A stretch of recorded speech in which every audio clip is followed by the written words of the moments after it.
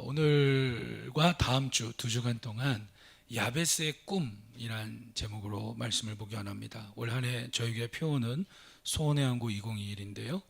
하나님께서 우리를 하나님 나라 비전 그리고 꿈, 사명이라고 하는 소원의 항구를 향해 인도하신다. 그래서 한 해 동안 성경에 나오는 믿음의 사람들의 꿈에 대해서 우리가 말씀을 보고 있습니다.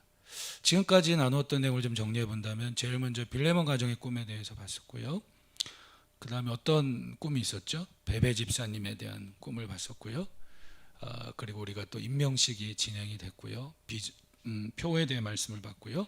그 다음에 한 4주 동안 기드온, 기억하시네요. 기드온과 300용사에 대한 그 믿음과 꿈에 대해 봤습니다. 그리고 오늘 다음 주 두 주간은 야베스의 꿈에 대해서 보겠습니다. 오늘 첫 번째 시간으로 남은 자들이 돌아오게 하소서.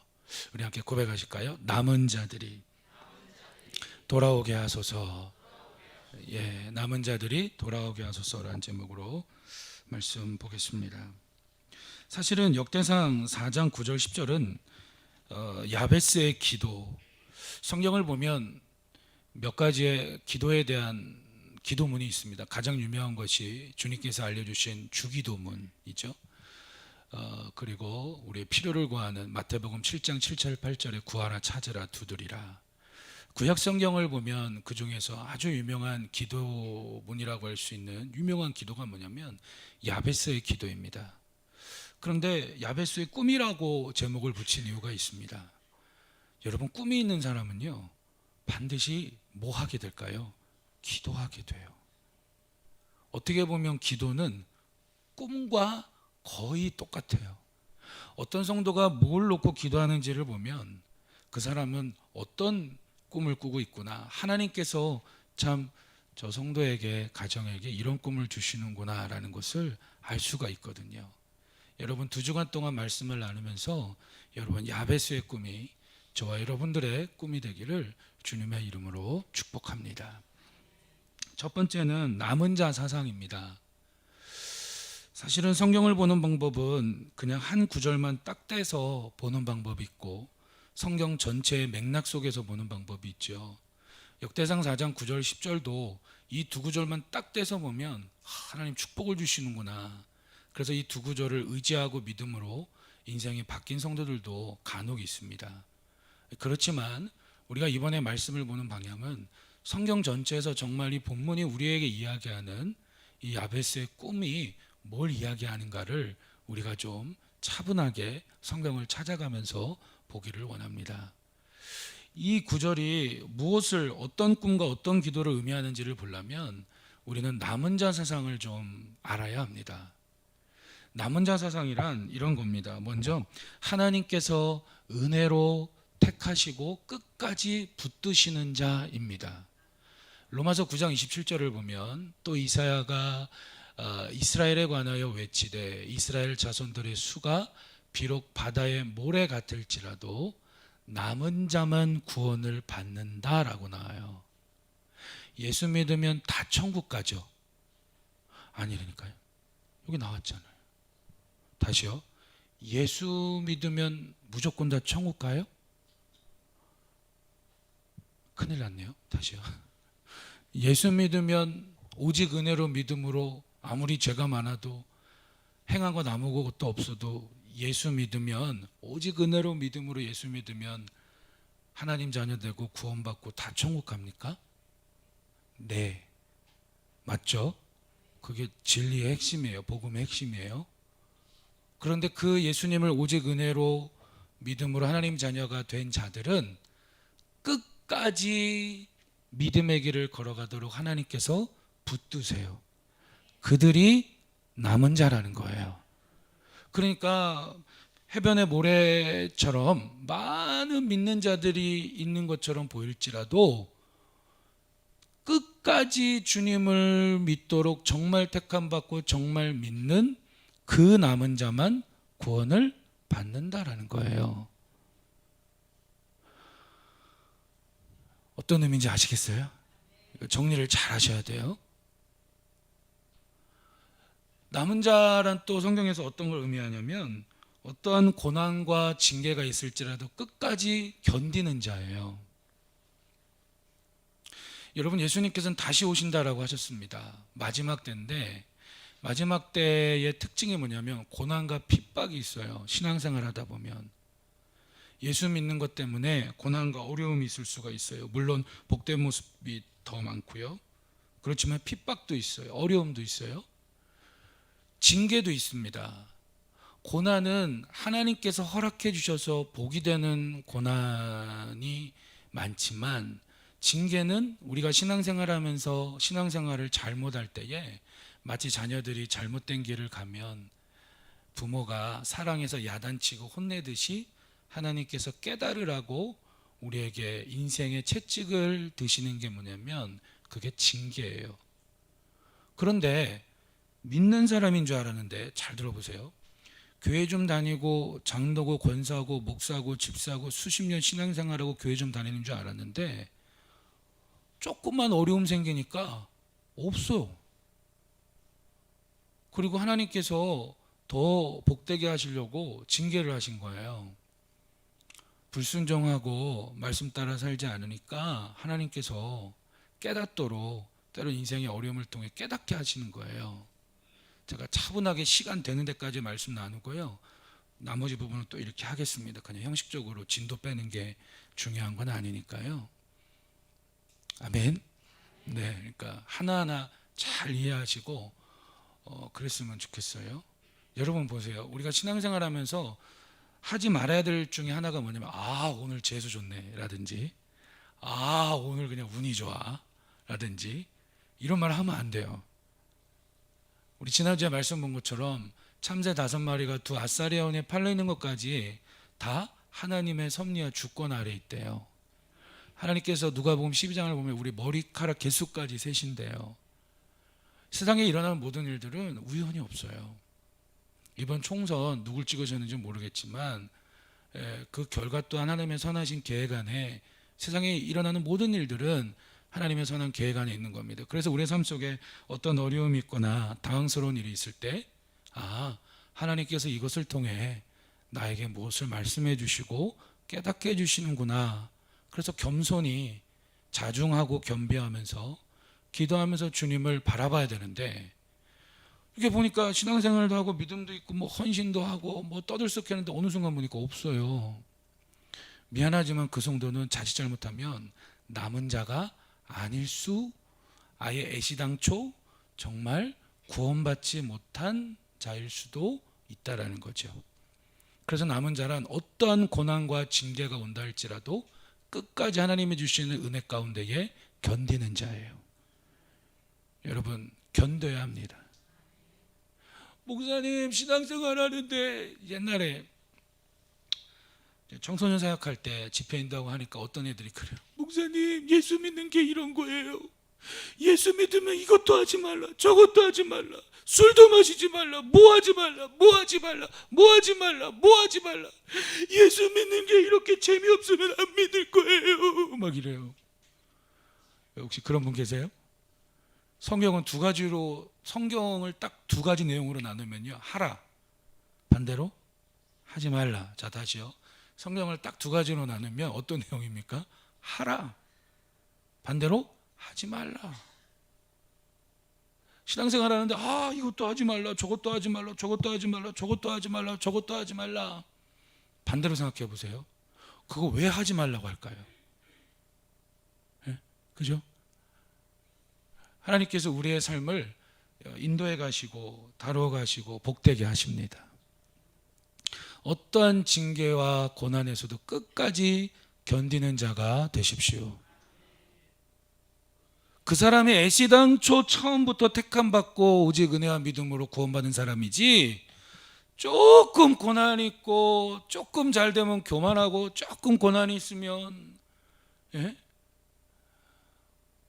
뭐 예수 안 믿는다 그러고 조금 하나님께서 복되게 하시려고 징계해 주시면 애시당초 거듭나지 못한 사람이에요.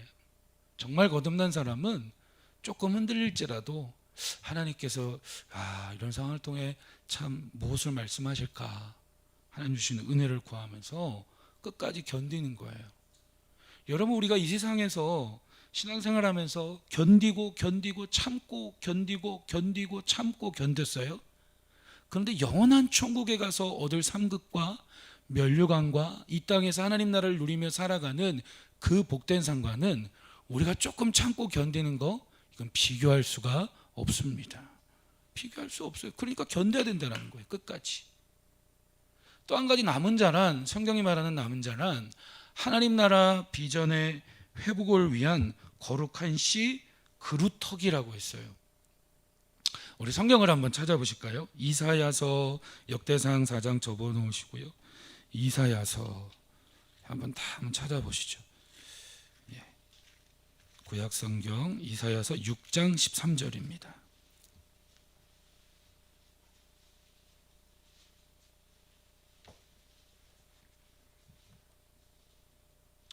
이사야서 6장 13절 제가 한번 읽어보겠습니다.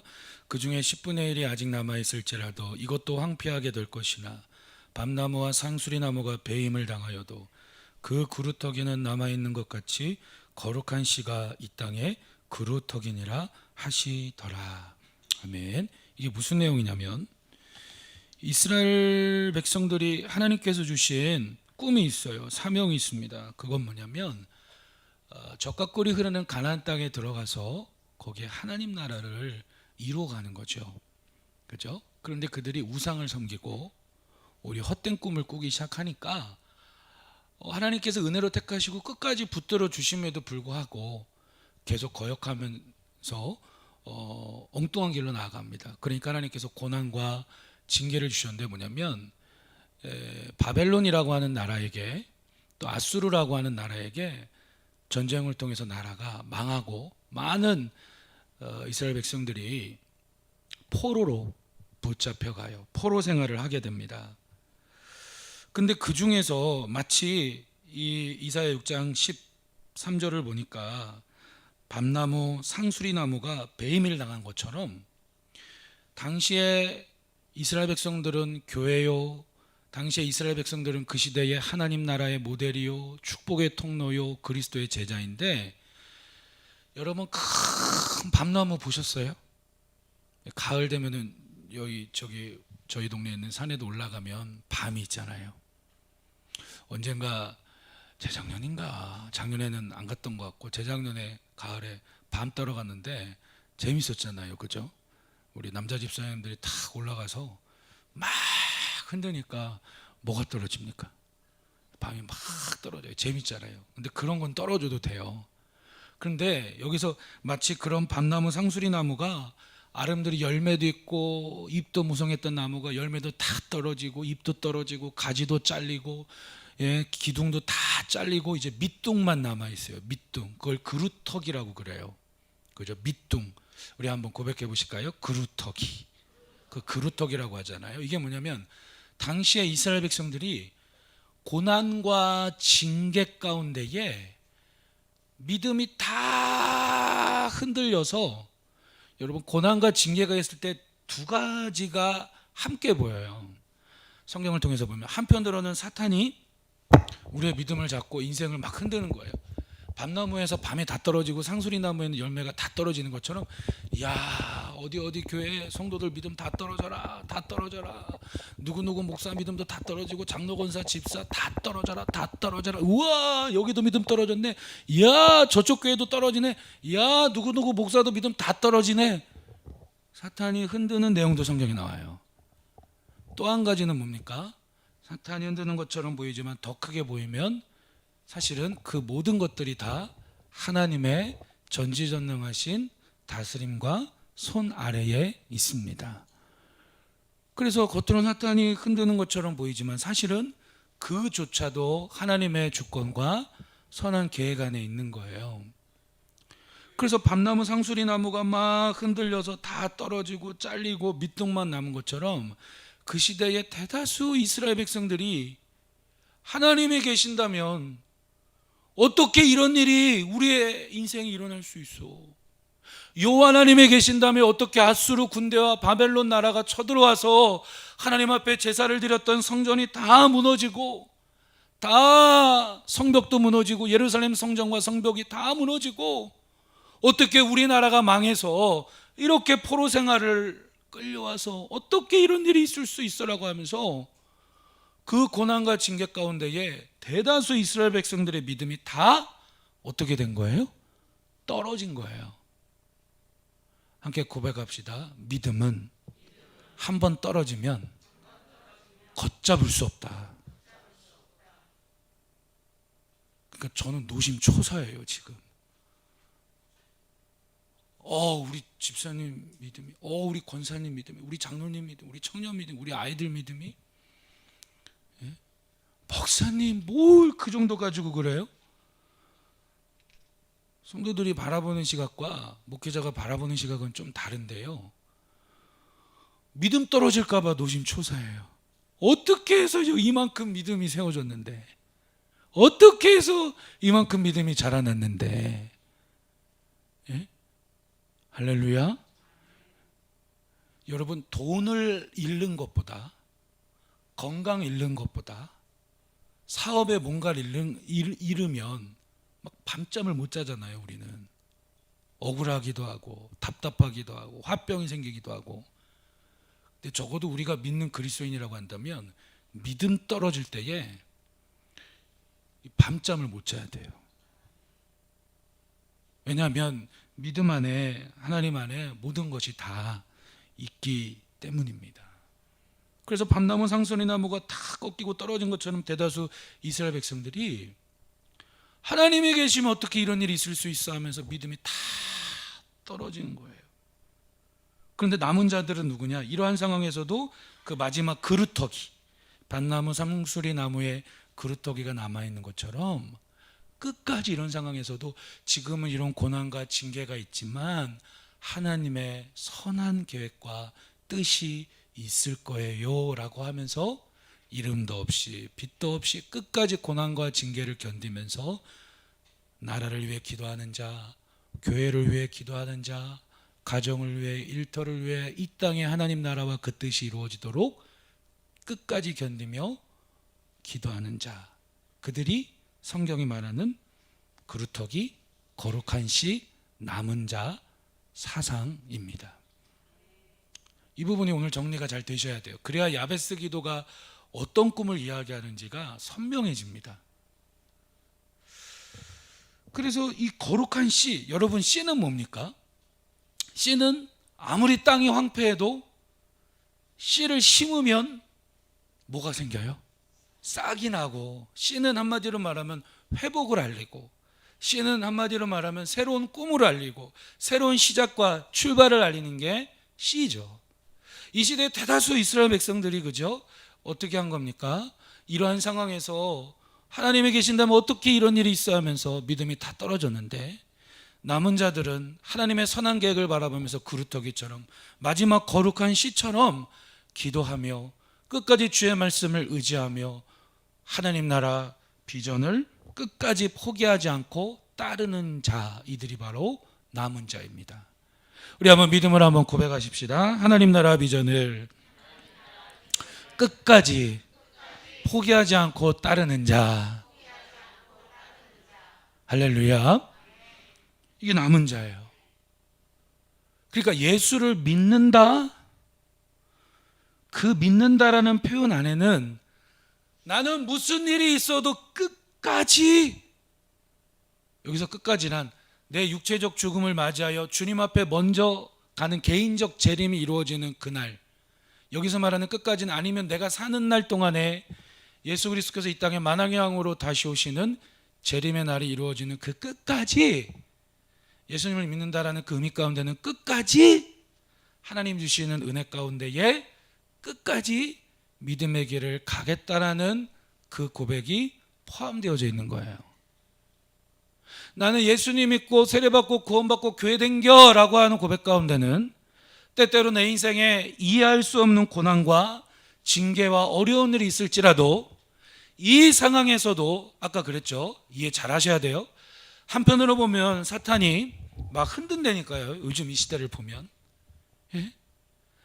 앞으로 뭐 코로나 같은 일들이 더 많으면 더 많지, 예, 줄진 않을 것 같아요. 솔직히 이건 뭐 신앙생활을 하든 안 하든 이 세상 자체가 지금 오염도 많이 되고 있기 때문에 그렇잖아요. 막 흔드는 거예요. 원수마귀가 막 신앙의 기본의 뿌리가 흔들흔들하게 하고 막 중직자들도 흔들고 초신자들도 흔들고 심지어 막 목회자들까지 막 뒤 흔들어요. 그런데 남은 자들은 뭐라고요? 이럴 때 어떻게 해요? 정신을 차리고 다시 보자. 겉으로는 고난이고 징계지만 모든 역사의 주인은 하나님이신데 이 고난과 징계를 통해서도 하나님께서는 선한 계획이 있으셔라고 하면서 그 속에서도 예수를 믿고 교회 다닌다라는 것은 이러한 고난과 징계 중에서도 끝까지 견디는 자가 예수 믿는 자요, 세례 받은 자요, 교회 다니겠다고 등록한 자입니다. 물론 누구든지 신앙생활 하다 보면 수가 틀리고 기분 나쁘고 쫀심이 상하면 마음대로 말 쏟아내고 마음대로 선택하고 그걸 또 본인 응답이라고 합리화시킬 때가 누구에든지 있지요. 그런데 하나님께서는 그냥 두지 않아요. 다시 깨닫게 하실 때에 회개하고 돌아오게 하세요. 그게 남은 자예요. 여러분, 나 예수 믿는 사람이야 라는 말, 이 말보다 더 위대한 말은 없어요. 이 말을 네 글자로 줄이면 그리스도인이야 라는 표현이에요. 나는 그리스도인입니다 라는 이 고백 아무나 하는 거 아니에요. 나는 그리스도인입니다 라는 그 표현 가운데는 이 남은 자의 신앙이 포함되어져 있는 거예요. 물론 교회 처음 나올 때부터 끊을 거 다 끊고 교회 처음 나올 때부터 모든 기도에 다 참석하고 그럴 수 있는 사람이 어디 있습니까? 그렇지만 성경은 이러한 남은 자로 우리가 살아가도록 예수 그리스도의 은혜와 또 긍휼과 사랑하심 가운데 성령 하나님의 도움 가운데 우리를 그렇게 인도해 주시고 세워가시는 줄로 믿습니다. 그래서 하나님 나라 비전의 회복을 위한 거룩한 씨 그루터기예요. 여러분, 가정의 남은 자, 일터의 남은 자, 교회의 남은 자, 이 시대에 참되고 거룩한 남은 자들이 되기를 주님의 이름으로 축복합니다. 그래서 성경을 보면 하나님께서는 겉으로는 고난과 징계이지만 무엇을 말씀하시냐면 바벨론 포로 생활에서 70년 만에 예루살렘으로 이스라엘 백성들이 돌아올 것을 말씀해 주세요. 하나님이 계신다면 왜 내 인생의 사업장에 가정에 내 인생에 왜 이런 일이 일어납니까? 새겨 들읍시다. 우리의 인생에 대다수 일어나는 고난과 징계는요, 가장 큰 이유는 다 죄 때문이에요. 다 뭐 때문이라고요? 거의 다 90%는 다 죄 때문이에요. 죄. 회개하지 않은 죄. 죄 때문에. 죄 때문에 지금 이 세상 보세요. 결국은 다 죄 때문에 일어나는 일이잖아요. 거의 다가 죄 때문에 고난과 징계가 일어납니다. 그런데 크신 하나님의 사랑과 계획하신 가운데 보면 그것은 죄 때문에 일어나서 고난과 징계였지만 하나님의 은혜 가운데 회개할 때에 오히려 그 시간을 통하여 정금과 같이 연단이 될 때에 오히려 하나님을 가까이 하기 시작할 때에 그 모든 것들을 통하여 하나님께서 화가 변하여 복이 되게 하시고 합력하여 선을 이루어 가시는 줄로 믿습니다. 바로 그러한 내용입니다. 남은 자란.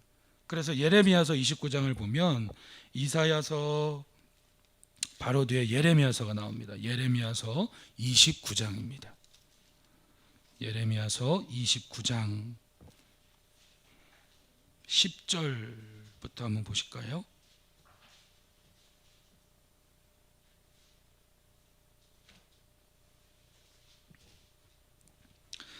예레미야서 29장 10절입니다. 제가 한번 빨리 읽어볼게요. 눈으로 한번 보십시오. 여호와께서 이와 같이 말씀하시니라. 바벨론에서 70년이 차면 내가 너희를 돌보고 나의 선한 말을 너희에게 성취하여 너희를 이곳, 여기서 말하는 이곳은 어디입니까? 예루살렘이죠. 예루살렘 성전, 예루살렘 성으로 고향 땅으로 돌아오게 하리라. 여호와의 말씀이니라. 너희를 향한 나의 생각을 내가 하나니 무조건 고난과 저주와 징계가 아니라 오히려 뭐래요? 평안이요 재앙이 아니라 너희에게 미래와 희망을 주는 것이니라. 이스라엘 백성들은 아까 말씀한 것처럼 상수리 나무, 밤나무 다 떨어지는 것처럼 하나님이 계시는데 왜 이런 일이 일어나요? 라고 하면서 믿음이 다 떨어진 상태였는데, 하나님께서는 오히려 포로 생활하고 있는 이스라엘 백성들에게 예레미야 선지자를 통해서 편지를 써주신 거예요. 그게 뭐냐? 너희를 향한 내 생각은 재앙이 아니야. 잘 봐라. 다시 남은 자의 길로 들어서가라. 재앙이 아니라 평안을 주려고 하는 거다. 예? 그 다음 또 보세요. 너희에게 오히려 미래와 희망을 주려고 하는 거야. 이런 과정들을 통해서. 그러니 믿음 떨어지지 말고 다시 그루터기와 거룩한 씨가 되어서, 예?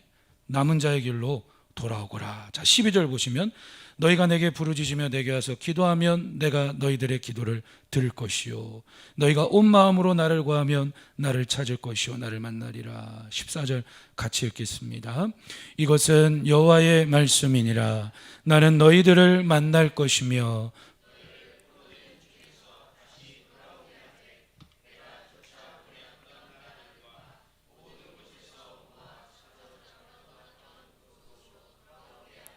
이것은 여호와의 말씀이니라. 아멘. 이러한 10절에 보니까 70년이 차면, 여기서 말하는 70년은 숫자적으로 70년을 의미하기도 하고요, 하나님의 완전한 때가 되면 너희를 다시 포로 생활에서 고향 땅, 예루살렘 성전 성벽이 있는 고향 땅으로 돌아오게 할 거야. 왜 돌아오게 하죠? 남은 자들을 왜 돌아오게 하죠? 다시 무너진 성전을 건축하고 무너진 성벽을 건축하여, 한마디로 말하면 무너진 하나님 나라 비전을 회복하도록 내가 남은 자들 너희를 다시 돌아오게 할 거야. 그런 이 사실을 믿는다면 부르짖어 기도하거라. 14절에서 말씀하셨죠. 돌아오게 하리라, 돌아오게 하리라, 돌아오게 하리라 라고 하나님께서 말씀하여 주셨습니다. 자, 바로 이런 남은 자 사상 속에서 야베스의 꿈과 기도는 이루어지는 것입니다. 우리 함께 믿음으로 고백합시다. 함께 믿음으로 한번 고백하실까요? 남은 자들이 돌아오게 하소서. 남은 자가 무엇인지를 잘 이해하셔야 됩니다. 그래서 우리가 오늘 본문이 역대상 4장 9절 10절 야베스의 꿈과 기도가 기록되어 있는 이 역대기 내용은 하나님 나라 비전의 회복을 위해 돌아오는 남은 자들에게 소망을 주기 위해 기록한 거예요. 한번 생각해 보세요. 바벨론에서 포로 생활을 70년 동안 하다 보니까 이제는 어떻게 돼요? 결혼도 하고 자식도 낳고 사업도 하고 직장도 생기고 그렇게 했는데, 갑자기 하나님께서 성경을 보면 바사왕 고레스왕 원년에 바벨론 다음에 세계를 제패했던 나라가 메데파사, 세계 역사책에는 페르시아 제국으로 나오는데 페르시아 제국의 고레스 황제가 선포를 합니다. 칙령을 내립니다. 유대민족은 너희들은 너희 나라로 돌아가거라 라고 갑자기 하나님을 믿는 사람도 아닌데 칙령을 내립니다. 이런 내용을 통해서 우리는 뭘 할 수 있냐면, 때로는 주님 예수 그리스도를 믿지 않는 자들을 통해서도 하나님께서는 당신의 거룩한 뜻과 그의 나라를 이루어 가시는 정말 역사의 주인은 하나님 되심을 우리는 알 수 있습니다. 그 내용이 에스라서에 나와요. 그래서 에스라서를 보면 고레스 왕이 칙령을 내려서 너희들 다 돌아가거라, 그래서 무너진 성전을 건축하는 내용이 에스라서고요, 그 남은 자들이 돌아와서 무너진 예루살렘 성벽을 건축하는 내용이 느헤미야서예요. 에스라서를 한번 보시면, 자, 에스라서 한번 찾아보실까요? 자, 내 손으로 찾으면 몇 번 찾다 보면 빨라집니다. 예, 한번 찾아보실까요? 에스라서 1장입니다. 역대상 뒤에 역대하, 그 다음에 에스라.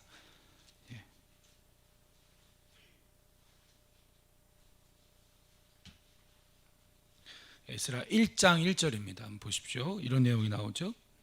바사왕 고레스 원년에 여호와께서 예레미야 선지자의 입을 통하여 하신 말씀을 이루게 하시려고. 예레미야 선지자를 통해 하신 말씀이 아까 어디에 나왔었죠? 예레미야서 29장에 아까 나왔었죠. 그 말씀을 이루시려고 페르시아 왕 고레스의 마음을 감동시키셔서 그가 온 나라에 공포도 하고 조소도 내려 이르되 바사한 고레스는 말하노니 하늘의 하나님 여호와께서 세상 모든 나라를 내게 주셨고 나에게 명령하사 유다 예루살렘의 성전을 뭐하라고요? 건축하라. 이스라엘 하나님 참신이라. 너희 중에 그의 백성 된 자는 다 유다 예루살렘으로 올라가서 이스라엘의 하나님 여호와의 성전을 건축하라. 그는 예루살렘에 계신 하나님이시니라. 그래서 포로들을 돌아가라고 허락을 해줘요. 가서 무너진 성전을 건축하라고 허락을 해줘요. 2장을 보면 2장 1절에 에스라 2장 1절에 옛적에 바벨론 왕 느부갓네살에게 사로잡혀 바벨론으로 갔던 자들의 자손들 중에서 2장 전체가 뭐냐? 70년 동안 바벨론 포로 생활을 했던 사람들이 대다수가 고레스 왕의 명령을 따라 고향 땅 예루살렘으로 돌아갔을까요? 아니면 소수의 사람만 돌아갔을까요? 다시요. 대다수가 돌아갔을까요? 소수만 돌아갔을까요? 소수만 돌아가요.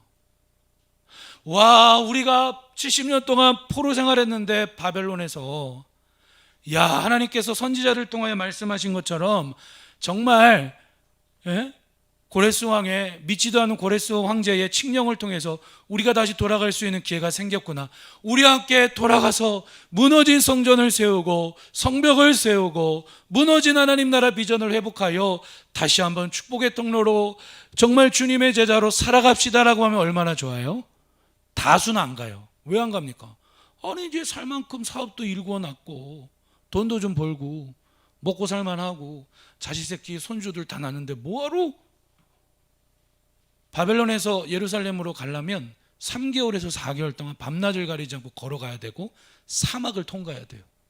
그리고 돌아가봤자 환영해 주는 사람도 없고 돌아가봤자 고향 예루살렘 땅에 뭐밖에 없을까요? 황폐한 땅이죠. 다 나라가 망하고 성전 성벽 다 무너져. 돌아가봤자 무슨 길이 훤히 보입니까? 고생길이 훤히 보이는 거예요. 그러니까 다수는 안 가요. 그런데 2장에 기록되어 있는 이 사람들은 대다수는 안 오지만 다시 한번 그 하나님 나라 비전의 회복을 위해 어떻게 보면 인생을 걸고 목숨을 걸고 일어나 돌아온 남은 자들이다라는 거예요. 이해가 되시면 아멘 합시다. 돌아온 거예요. 그래서 돌아왔는데 3장을 보면 돌아왔는데 에스라 3장 8절에 보세요. 에스라 3장 8절에 예루살렘에 있는 하나님의 성전에 이른 지 2년 둘째 달에 스알디엘의 아들 스룹바벨과 요사닥 아들 예수, 이 사람들이 지도자들이에요. 다른 형제 제사장들과 레위 사람들과 무릇 사로잡혔다가 예루살렘에 돌아온 자들이 무너진 성전 공사가 시작이 된 거예요. 시작하고 20세 이상의 레위 사람들을 세워 여호와의 성전 공사를 감독하게 하매 이에 예수아와 그의 아들들과 그의 형제들과 감미엘과 그의 아들들과 유다 자손과 헤나다 자손과 그의 형제 레위 사람들이 일제히 일어나 하나님의 성전 일꾼들을 감독하니라. 우리 10절 한번 같이 읽겠습니다. 10절부터 13절까지 같이 읽겠습니다. 시작. 건축자가 여호와의 성전의 기초를 놓을 때에 제사장들은 예복을 입고 나팔을 들고 아삽 자손 레위 사람들은 재금을 들고 서서 이스라엘 왕 다윗의 규례대로 여호와를 찬송하되 찬양으로 화답하며 여호와께 감사하여 이르되 주는 지극히 선하심으로 그의 인자하심이 영원하시도다 하니 모든 백성 여호와를 노임을 보고 여호와를 찬송하며 큰 소리로 즐거이 부르며. 일단 거기까지 읽겠습니다. 저를 보시면 돌아왔어요. 소수가 돌아왔어요. 이들은 그루터기와 거룩한 시가 되는 이 시대의 어떤 자들이에요? 남은 자들. 돌아왔어요. 왜 돌아왔어요? 돌아와서 놀라고 돌아온 게 아니라 무너진 성전과 성벽을 건축하면서 무너진 하나님 나라 비전을 회복하고 세우고 무너진 가정, 무너진 일터, 무너진 것들을 다시 세우기 위해 돌아왔어요. 그래서 공사가 시작이 됐어요. 그래서 성전 건축을 하기 위해 주춧돌이 되는 바닥 공사라고 주춧돌을 놓으면서 하나님께 찬양을 합니다. 제사장들과 찬송을 하면서 여호와 하나님은 선하십니다. 여호와 하나님은 선하십니다. 찬송을 하는데 눈물이 막 나는 거예요. 눈물이. 그 부분 한번 보세요. 눈물이 나요. 11절에 찬양으로 화답하며 여호와께 감사히 이르되 주는 지극히 선하심으로 그의 인자하심이 이스라엘에게 영원하시도다 하니 모든 백성이 여호와의 성전 기초가 놓임을 보고 여호와를 찬송하며 큰 소리로 즐거이 부르며. 12절 제사장들과 레위 사람들과 나이 많은 족장들은 뭘 봤던 사람입니까? 첫 번째, 그러니까 무너지기 전에, 나라가 망하기 전, 무너지기 전에 그 화려했던 성전을 보았던 사람들은 이제 이 성전에, 무너진 성전에 다시 기초 공사가 놓임을 보고 대성통곡을 합니다. 왜 대성통곡했을까요?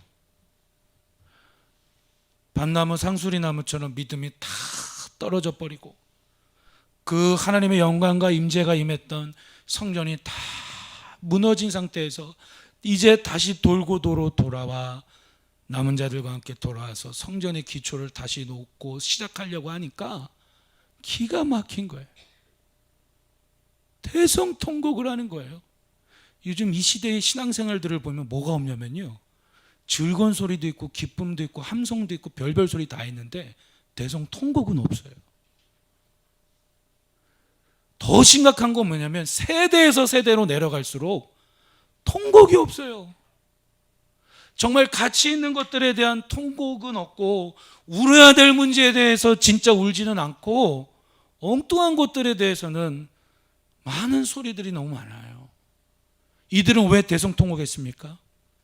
그들의 믿음이 밤나무 상수리나무처럼 그들의 민족이 그 시대의 교회와 그 시대의 축복의 통로와 그 시대의 하나님 나라 백성들의 믿음이 다 떨어진 것 때문에 대성통곡했죠. 성전이 무너진 것 때문에 대성통곡했죠. 여러분, 하나님 앞에 정말 울고 가슴을 치며 하나님 앞에 회개하고 밤잠을 못 이어들 게 뭐냐면, 사업이 안 되네, 돈을 어떻게 벌지, 건강이 어떻게 하면 좋아질까, 누가 나한테 뭐라고 했네, 난 뭐라고 할까, 우리 가정 어떻게 될까, 나의 미래는 어떻게 될까. 그 모든 것들이 다 어디 안에 있어요? 믿음 안에 있어요. 그리고 우리가 정말 대성통곡해야 될 게 뭐냐면, 이 시대가 지금 눈물도 메마른 지 오래지만 우려해야 될 문제가 뭐냐면 다 뭔가가 막 흔들리고 있어요. 지금 나의 믿음은 제자리에 잘 붙어 있습니까, 여러분? 저 여러분들의 믿음은 달려 있어야 될 사랑의 열매 위치에 믿음이 달려 있고 희락의 열매, 인내의 열매, 다 제대로 붙어 있습니까? 제자리에 서 있습니까? 여러분, 우리도 대성통곡해야 될 문제 앞에서 대성통곡할 수 있기를 주님의 이름으로 축복합니다. 그래서 막 우니까 대성통곡하였으나 12절에 막 우니까 여러 사람은 기쁨으로 크게 함성을 지릅니다. 13절에 백성이 크게 외치는 소리가 멀리 들리므로 즐거이 부르는 소리와 통곡하는 소리를 백성들이 분간하지 못했더라. 한편에서는 그래도 너무 감사해서 다시 남은 자들과 돌아와 다시 시작하고 다시 하나님 나라의 비전을 회복을 위해 세울 수 있음에 감사함으로 한쪽에서는 기뻐 찬송을 드렸고, 그러하면서도 한편으로는 너무 하나님 앞에 죄송스럽고 회개함으로 안타까워 대성통곡하니, 이것이 뭐냐? 부흥의 출발이에요. 부흥이 일어날 조짐 중에 하나가 뭐냐면, 하나님 때문에, 하나님을 향한 기대감 때문에 기뻐하고 하나님 이야기 나누면서 즐거워하고 예수님 얘기 나누면서 만족을 누리고 기뻐하는 거예요. 예? 여러분, 어떤 이야기 나누면서 기뻐하십니까? 그죠? 그 이야기를 나누면서 기뻐하는 거예요. 우리가 그렇게 죄악을 범했는데도 다시 하나님께서 우리를 회복시키셔서 다시 남은 자들이 돌아오게 하셔서 다시 시작하게 하시고 다시 하나님 나라 비전의 회복을 위해 성전과 성벽을 세우게 하시는구나, 기뻐하는 거예요. 근데 또 한편으로 뭐예요? 울며 통곡하며 회개하며 민족의 죄악을 위해 회개하고 가정의 죄악을 위해 회개하고, 이 두 가지가 함께 있는 모습입니다.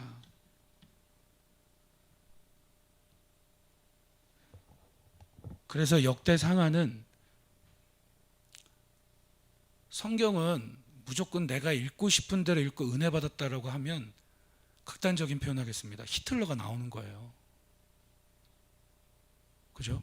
성경은 하나님 말씀인데 내가 보고 싶은 것만 보고 거기에 내 사상, 어떤 정치적인 인물, 진보든 보수든 어떤 인물 중심으로 성경을 읽든지 어떤 정치 이데올로기를 가지고 성경을 해석해 가면요, 히틀러 나오고요, 무서운 사람들 나오는 거예요. 그리고 그 일을 저질러 놓고 그게 다 누구 뜻이었다고 그래요? 하나님 뜻이었다고 갖다 붙이는 거예요. 거기에 목사들이 줄줄 따라가고, 그래야 돈 벌고 교회 커지니까. 여러분, 역대기는 그래서 그러한 내용입니다. 하나님 나라 비전의 회복을 위해 돌아오는 남은 자들, 우리도 돌아갈 자리가 많아요. 지금 영적으로 또 우리의 삶 속에서 하나님 나라 비전의 회복을 위해 돌아가고, 그리고 잘 세워져 있다면 더욱더 굳건하게 세워져야 될 부분들이 너무 많아요. 할렐루야. 너무 많아요. 더 이상 이 시대를 보면 하나님에 대한 겁이 없어요. 하나님에 대한 기대감이 별로 없어요. 여러분, 하나님은 살아계십니다. 근데 돌아왔는데 하나님 나라 비전의 회복을 위해 남은 자들이 돌아왔는데 현실은 너무 힘든 거예요. 다 무너져 있고 허벌판이고 황폐하고 처음부터 다시 시작해야 되는 거예요. 신앙의 기초 지금 다시 쌓아야 되는 시대예요. 성경의 기초, 기도의 기초, 헌신의 기초, 신앙의 기본 튼튼하게 여러분 다시 쌓아야 하는 때임을 깊이 여러분 인식하십시오. 그렇지 않으면 지금 헌신하고 지금 내가 뭐하고 온데간데 없어져요. 믿음이 너무 떨어지기 쉬운 시대예요. 그래서 남은 자들이 돌아왔는데 허벌판이고 현실은 너무 어렵습니다. 그래서 그들에게 소망을 주기 위해 기록된 책이 역대상, 역대하예요. 그래서 역대상, 역대하를 보면 유다 지파에 대한 내용이 아담의 족보부터 시작해서 유다 지파, 다윗 왕까지 역대상, 그 다음에 역대하는 솔로몬 왕을 거쳐서 유다 나라에 많은 왕들이 나왔지만 결국은 나라가 망하고 포로 생활이 시작되는 이야기까지가 기록이 돼요. 그러면 한 걸음 더 나아가서 오늘 여기까지만 보겠습니다. 그럼 야베스의 기도는 왜 실려 있느냐? 이제 그럼 야베스의 기도, 아까 역대상 4장 9절 10절에 야베스는 그의 형제보다 귀중한 자라. 야베스의 어머니가 이름하여 이르되 내가 수고로이 낳았다. 야베스가 여호와 하나님께 아뢰어 이르되 원컨대 주께서 나에게 복에 복을 더하사 나의 지역과 땅을 넓혀주시고 주의 손으로 나를 도우사 환난을 벗어나 근심이 없게 하옵소서 하였더니 여호와께서 그가 구한 것을 허락하셨더라. 그럼 이 야베스의 기도는 성경 전체에서 역대상 안에 들어가 있어요. 맞죠? 예. 왜 역대상 안에 들어가 있고 뭘 이야기하려고 하느냐? 야베스의 기도는 이러한 우여곡절 끝에 다시 돌아오는 남은 자들에게 하나님의 소망과 보장을 주는 기도예요. 이게 이해가 잘 되셔야 돼요. 그냥 계속해서 거역하고 계속해서 불순종하면서 나는 무조건 축복이야, 나에게 복의 복을 더해 주세요, 나에게 땅을 주세요, 환난이 없게 해주세요, 그런 기도문이 아니에요. 그런 기도문이 아니라 하나님 나라의 비전이 무너진 가정으로, 하나님 나라의 비전이 무너진 일터와 사업장으로, 하나님 나라의 비전이 무너진 신앙생활로 다시 깨닫고 다시 돌아가야지. 돌아가서 시작하려고 하는데 너무 현실이 어려워요. 너무 상황이 어려워요. 그래서 하나님 앞에 그 어려운 상황에서 하나님 나라 비전을 포기하지 않고 끝까지 주님 따르기 위하여 몸부림치면서 반복하고 또 반복하고 또 반복하면서 기도했던 기도문이 뭐냐? 그게 야베스의 꿈이요, 야베스의 기도입니다. 그 야베스의 기도가 이야기하는 거예요. 오늘 여기까지 보고 말씀을 마칩니다. 다음 주에 이어서 좀 말씀을 보기 원하는데요, 저 정말 그랬어요. 이 야베스의 기도문을 가지고 1년 동안 매일 교회 가서 기도했어요. 매일 교회 가서. 왜냐? 남은 자로 살아야 되니까. 가정에 하나님 나라가 이루어지는 남은 자. 아유, 다들 뭐 저렇게 사는데 나도 그냥 대충 하면 되지, 그런 마음이 있을 때마다. 네? 여러분, 오늘 가정에 남은 자, 일터에 남은 자, 교회에 남은 자, 끝까지 예수 그리스도를 신실하게 따르는 자들이 되기를 주님의 이름으로 축복합니다. 우리 돌아가야 될 제자리가 많아요. 믿음의 제자리, 기도의 제자리, 하여튼 많아요. 여러분, 야베스의 기도는 그러한 사람에게는 절절한 기도예요. 그런데 그러한 마음이 없이 그냥 거역하면서 살면서도 축복이나 받아볼까, 그런 사람에게는요, 심심풀이 오징어 땅콩처럼 마음에 아무런 감동이 없는 기도예요. 야베스의 이름 뜻은 고통입니다. 고통. 내가 수고롭게 낳았다라는 건데요, 그 어떤 고통스러운 상황이 있다 할지라도 다시 남은 자로 돌아가 기도할 때에 하나님께서는 다시 하나님 나라 비전을 회복시켜 주신다라는 거예요.